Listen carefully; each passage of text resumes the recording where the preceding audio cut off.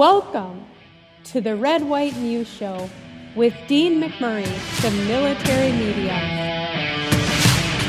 Hey everybody, welcome back to another great episode of the Red, White, and News Show with yours truly, the military medium. Today I have with me Jeremy Perez with Twisted Oaks Flag Company. Jeremy, welcome to Red, White News Show, man. Thank you. Thank you for having me. Pleasure to be here. Absolutely. You know, it's interesting. I've been following Jeremy and his work for some time, and some friends that I know, or acquaintances I should share, has not only worked with Jeremy, but have had them on their show. And he does some great work, and I thought he should be on and talk about kind of his journey and how he started making flags. But you know, Jeremy, if you could, for the listeners, you know, share with us a little bit, a peek behind the curtain, if you will, about who Jeremy Perez is. All right. Well, long story short, I'm born and raised in Houston, Texas, and I joined the Army in 2003 to 2009. And I have two kids, two twin 3-year-olds, 3.5. And right now, currently, I'm a facility manager at Randolph Air Base. And so, but with the flags, I can tell you how I got started right off the bat with that back in 2015. I was working with a structural engineer group, and a guy that was making a flag for an award for somebody to leave. He was making one, and at that point in time, I had just gotten into carpentry, and so I was trying to give him a couple of pointers, even though I hardly knew much myself. And he got a little offended and said, "Go ahead and make your own and get back to me." And so I decided to take my made in China BS American flag out of my front yard and reference that to make my first wooden American flag. I posted it on Facebook, and then somebody asked me how much. I just spit out a number at $300, and they picked it up the next day. So that's how it took off. So realizing that there was a need for it, or a want, a market, if you will, right? And be like, people actually want this thing. It's kind of interesting. Yeah. So what's your favorite? Yeah. And, you know, I love doing it. So in your flags, you have a lot of different elements, not only wood, but metal. You know, and obviously we'll put some photos of some of your different projects up, but take us through a couple of your I guess your more favorite projects, and kind of the different nuances with working with each, because I know there's some with some cutouts and some with this diamond plating, but you know, all kind of mixed medias, right? Talking about some of your other projects, what were some of your more memorable, or what was some of your I guess if you could share with us some of your projects?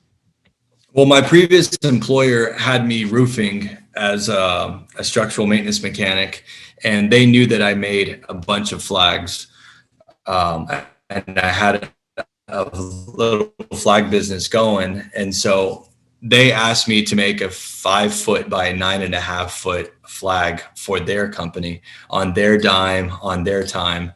And it was basically a huge challenge and reward for me to go ahead and try to attempt to make something that big, of that caliber, one that was 5 by 9 foot, an American flag out of beautiful pine and stainless steel. But I also made a 5 by 9 foot Texas flag beside it.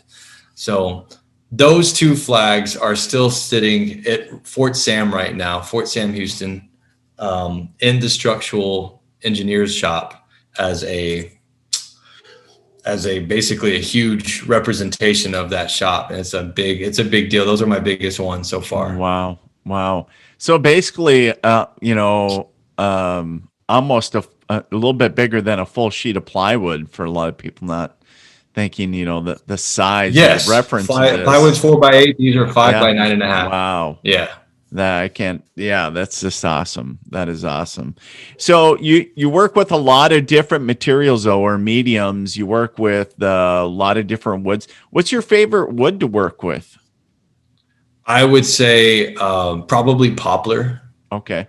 Poplar because it has a beautiful grain. There's no knots, and Yeah. it's something that a lot of people don't use because there's a very large flag building community of guys who were in the military or outside the military, just patriotic guys all together. Sure. And the flag building stuff is really taken off, especially for people who want to get into woodwork and hobbyists. So, and they're using the cheapest stuff they can get so they can get the biggest profit Right. margins, of Right. course. Right. Right. But Well, yeah. and I knew one of the things that you were saying is one of the stories I think you were sharing the other day. We were chatting was, how did you even get into woodworking? Was it, why did you even get into? You shared that you were starting with carpentry. Was that something part of your work, or was that out of necessity, or just a want, or what was that? No, I got into carpentry more or less because I was looking for two outdoor chairs. And I went on Craigslist and I found a guy who made two wooden chairs for $60 out of 2x4s. Hmm. And I told myself I could do that.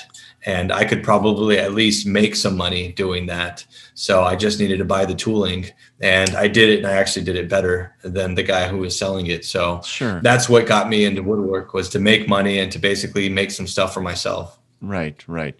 Well, and it has a lot more meaning, right, behind it. You actually make your own, in this case, make your own furniture, right? So it has something a little bit more, you take more pride in that versus just running out and purchasing it. Yeah, it's actually kind of a pride and trophy thing because, with the woodwork, I was already making bookshelves. I'm actually sitting at a dinner table that I made, as well as coffee tables and TV stands. And so the flags are more exciting because I get to use a lot of metal with those elements. Right. And but woodwork altogether is exciting because there's a lot of money, revenue, and potential there as well.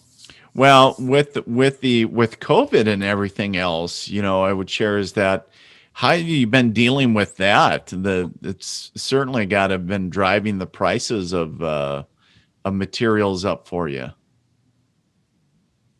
Yes, actually, I've slowed down a little bit because of that, as well as I'm going through some personal issues here with my family. But I'm definitely excited to get back on it. But yes, the COVID has increased the price of wood on certain things. Right. So, but the flags that I make, I don't really do a lot of mass production. I do one-off pieces that basically a lot of people don't replicate or don't do or don't even want to try doing. Right. So, which I don't mind paying a little bit more for better material and better equipment to get it done. Right, right. And, I love the aspect that you bring in some different materials. You work with diamond plating, you work with a bunch of different aspects. I even saw one of your flags in the frame itself. It almost was like encased. I believe they were shell. I didn't catch the caliber. Bullets. I don't know if they were 7.62 or 5.56, but I had 308 and 5.56 in there, and okay. those were both Army flags. So, Yeah.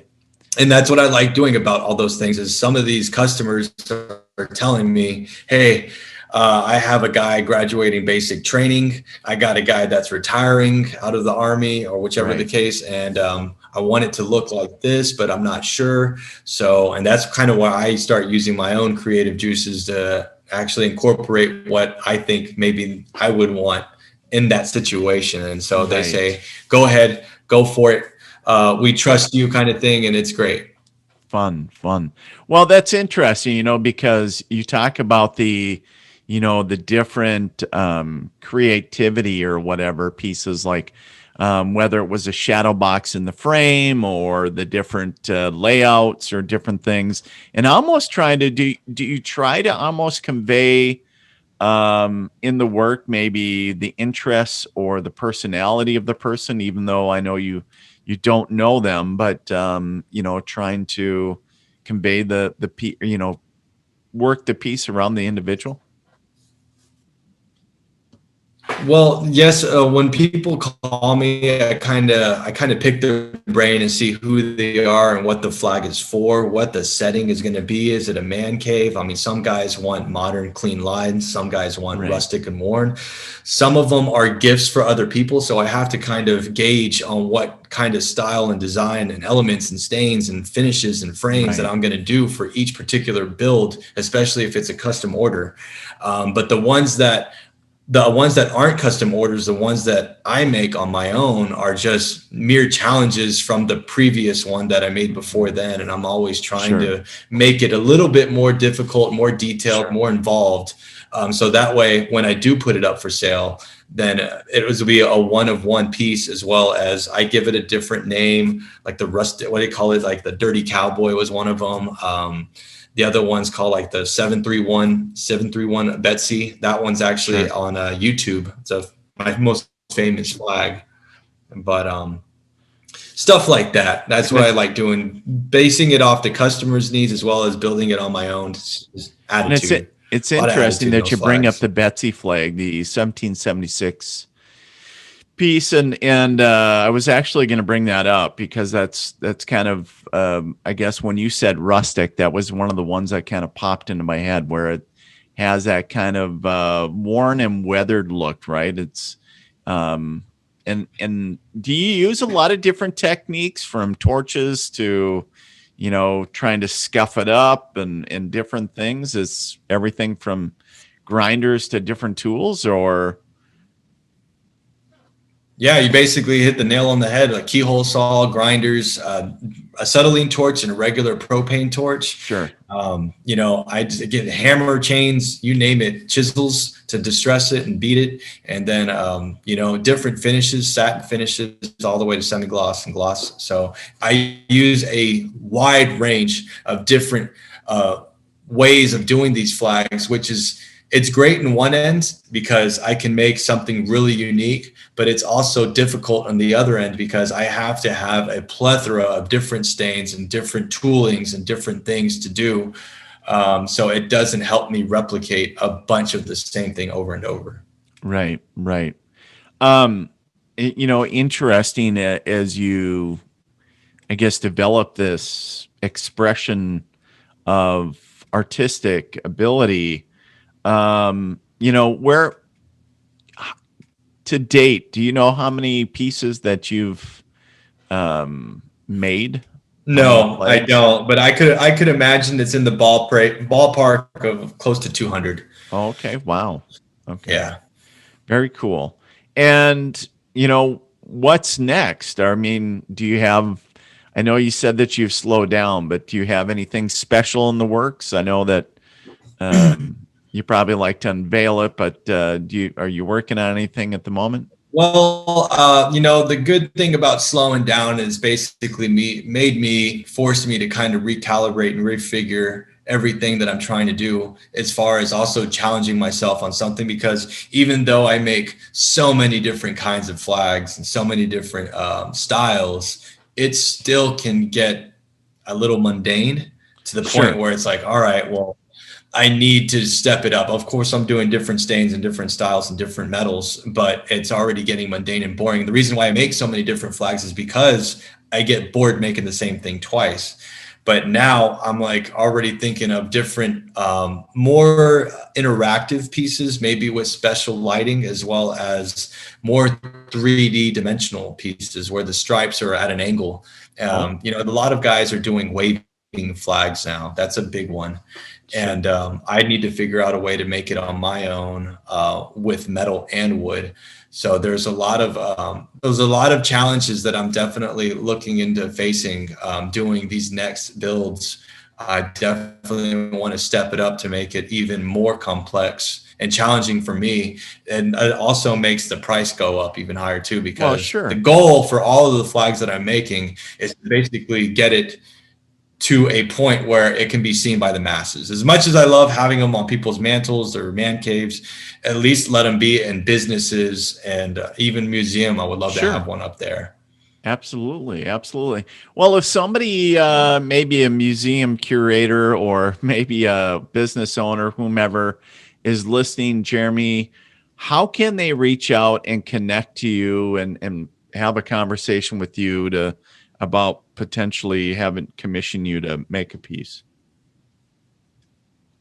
Well, I would tell you right now, most of my business, I would say about 95% of my business has been people reaching out to me on Instagram.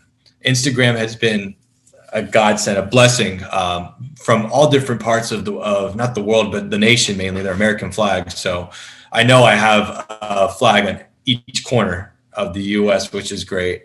But mainly people who want custom orders and stuff like that, they reach out to me on Instagram, and then we'll exchange the emails, and then I'll phone numbers, and then I'll talk to them and go over a more Sure, intricate, sure. detailed build for them. Is that just Twisted Oaks Flag Company? Mm-hmm. And on just about every social channel, and obviously, like you said, Instagram, but Facebook and everything else. YouTube, those are the three big ones right YouTube. now, because there's Okay. so many new social media platforms right now. I Sure. can't keep up with all of them. Sure, right. Yeah, that's a full-time job. Yeah. Is there any website that they can check out? Are you currently? I do have a website. It's still under construction, but it's there, twistedoaksflagco.com. Okay, very cool. Very cool. Jeremy, is there anything else we want to plug before we let you go tonight? I don't know. I could just tell anybody who's listening that if you have any kind of skill or trade or talent, whether it be in carpentry, metalwork, or glass work, or whatever the case is, make it your own and make it unique and make it something that you're super proud of. So that way you can at least have it to the masses and at least have your name on it, because when you go, that piece is going to stay for a long time after the fact. So that's the way I think about building my flags, is after I'm long gone, there's going to be a name on that thing, and that's going to be like my little memento, my memorial per se, in so many different homes. Right, right. Very well said. Well, my guest today, Jeremy Perez, owner, Twisted Oaks Flag Company. Jeremy, thank you so much for being on the Red, White, New Show. It's always a pleasure connecting with you, my friend. Thank you for your service, and thank you for what you continue to do. Thank you, Dean. It was great. It was great being on your show, and I look forward to another one. You bet. Take care.